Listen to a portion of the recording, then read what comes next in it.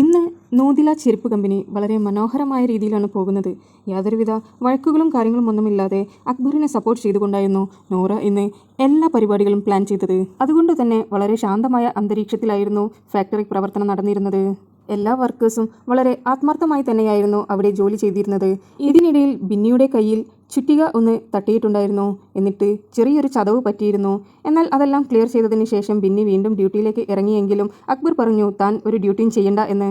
എന്നാൽ ബിന്നിക്ക് അത് അത്ര രസിച്ചില്ല. ബിന്നി പറഞ്ഞു, ചെറിയ ഡ്യൂട്ടിയെല്ലാം എനിക്ക് ചെയ്യാവുന്നതേ ഉള്ളൂ എന്ന് പറഞ്ഞു. താൻ ഇന്നലത്തെ വൈരാഗ്യം എന്നോട് തീർക്കുകയാണോ? എനിക്ക് എന്തെങ്കിലും ജോലി തരണം, അല്ലാതെ എനിക്ക് അവിടെ മാറി നിൽക്കുവാൻ കഴിയില്ല എന്ന് ബിന്നി പറഞ്ഞു. ഫാക്ടറി അത്ര ശാന്തമായി നടക്കുന്നത് ബിഗ് ബോസിന് പിടിച്ചില്ല എന്ന് തോന്നുന്നു.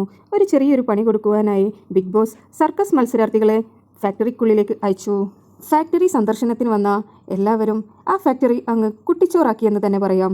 വന്നവരിൽ പലരും വളരെ നല്ല കള്ളന്മാരായിരുന്നു. അവർ ഫാക്ടറിയിലുള്ള ടൂൾസ് എല്ലാം എടുത്തു കൊണ്ടുപോയി. സ്റ്റാപ്ലർ പിന്നും മറ്റു വസ്തുക്കളും എല്ലാം എടുത്ത് അവർ പുറത്തോട്ടേക്ക് ഇറങ്ങി. അവസാനം ജോലി ചെയ്യാൻ നോക്കുമ്പോഴാണ് സ്റ്റാപ്ലർ പിൻ ഇല്ലാത്ത വിവരം നൂറയുടെ ടീം അറിഞ്ഞത്. ഇനി അവർ എങ്ങനെ ടാസ്ക് പൂർത്തിയാക്കുമെന്നായിരുന്നു റന ഫാത്തിമ ചോദിച്ചത്. കാരണം ഏറ്റവും സിമ്പിളായി അവിടെ നിന്ന് മുക്കാൻ പറ്റിയ സാധനം സ്റ്റാപ്ലർ പിൻ ആയതുകൊണ്ട് തന്നെ റന ഫാത്തിമ അത് നല്ല നൈസായി തന്നെ അടിച്ചു മാറ്റി.